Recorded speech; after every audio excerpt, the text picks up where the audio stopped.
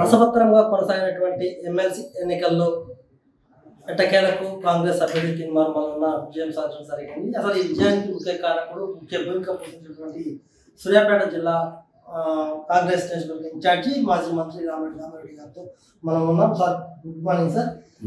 కిన్మార్ మల్లన్న విజయంలో ముఖ్య భూమిక పోషించడం జరిగింది. మీ కృషి తరతరెడ్డి గారి కృషి వల్ల కూడా విజయం సాధించడం చెప్పుకోవచ్చు. అసలు దీని మీద ఏమొస్తుంది? కిన్మార్ మల్లన్న ప్రశ్నించే వ్యక్తి.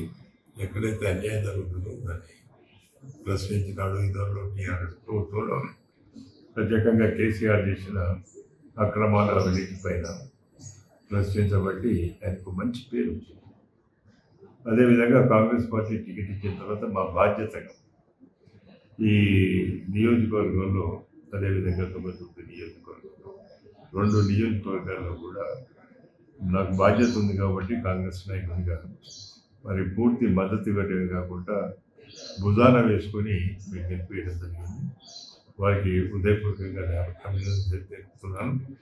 అదేవిధంగా మల్లన్న గారిని నేను ఏదైతే నువ్వు పేద ప్రజల గురించి మొదటి నుంచి కొట్లాడుతున్నావు కాబట్టి రేపు కూడా అధికారులు ఎవరైనా కానీ ఏదైతే మా 6 పాయింట్ ప్రోగ్రామ్ ఏదైతే ఉందో 6 పాయింట్ గ్యారంటీ స్కీమ్స్ ఏ ఉన్నదో అవి సరిగా అమలైనట్టు మాత్రం చూడాల్సిన బాధ్యత నీ మీద ఎక్కువ ఉంటుంది.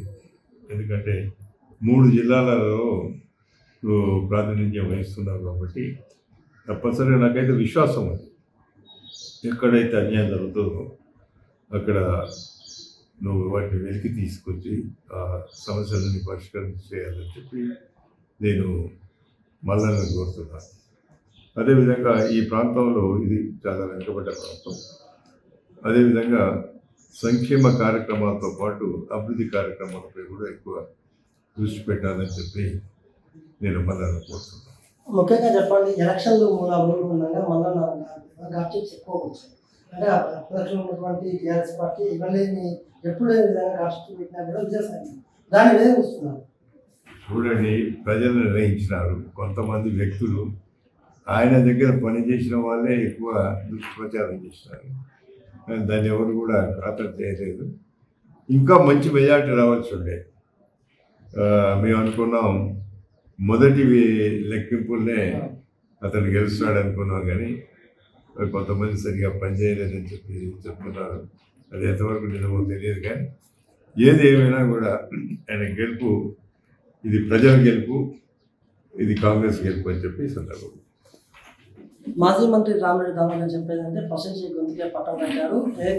ఏదైనా కూడా ఖచ్చితంగా కాంగ్రెస్ పార్టీ విజయం సాధించని చెప్పవచ్చు. 6 గ్యారెంటీలు ఏదైతే ఉందో మల్లన్న భుజాల మీద ఖచ్చితంగా ఆయన కొంత పోరాడాల్సిన అవసరం. ఎందుకంటే 3 జిల్లాల్లో ఆయన గెలిచినటువంటి వ్యక్తి. ఖచ్చితంగా అతను మాత్రం పోరాడవలసింది.